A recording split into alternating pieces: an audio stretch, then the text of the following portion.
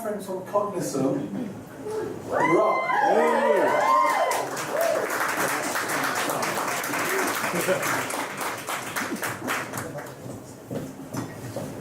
Thank you. Hi everyone. I changed this pretty last minute, so bear with me for that, and also my first public speaking event, so bear with me also.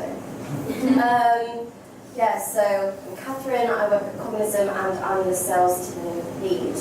I've been at Cognism for just over 6 months, and in that 6 months I've gone from an SDR through to a senior SDR, and then the sales team lead position as of April. I've managed to hit and exceed my metrics every month, so I kind of wanted to touch on the key skills that I've employed to make sure that I hit those metrics every month. And why Cognism? So I was initially really appealed by Cognism because of the clear progression opportunities, and that's something that I also recommend if you want to go into a company. Make sure that they offer clear progression paths and make sure that they will offer that for you. So my first impression of sales was not what I really wanted to go into, to be honest. So I kind of imagined this dog-eat-dog sales environment where everyone's competing against one another.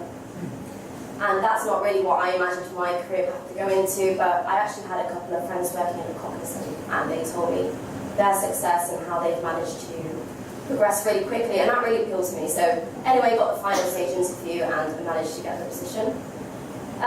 So it started off not well.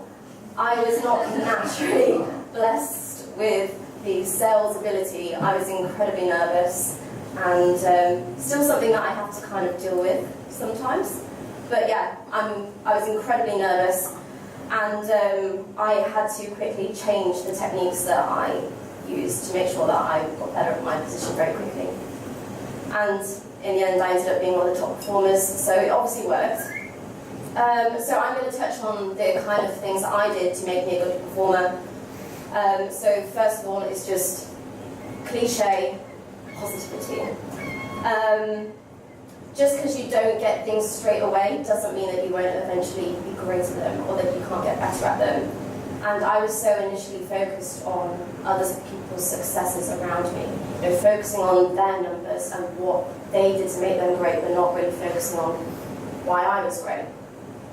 So for my own sake, I just focused on my own path, focused on my own growth, and throughout that positivity, I managed to succeed. Something which is really important with positivity as well is that you're conveying that to your prospects. So we have like a really simple rule at Cognism, is that you smile and dial. So when you're on the phone, even if it's fake, just smile, because they can hear it, and they will hear the positivity in your voice, and they will want to talk to you or be a bit more receptive to talking to you. And never feel devalued in the SDR role as well. It can be tough, you're dealing with rejection a lot of the time, and sometimes you might feel that, it could be better. But if you remain positive, you will succeed, and it's so pivotal to every business. It's so pivotal. If you're not booking those quality meetings, then the whole business suffers, and you've got to remember that. So, second of all, I would say that you always have to take opportunities and aspire to be better than what you're doing. So even for me today, just public speaking today, that's quite a big thing for me. Especially because I told you that I was very nervous at first when I joined as an SDR. Sometimes, even to this day, I'm very nervous. But show your willingness to learn, be a sponge, take in everything.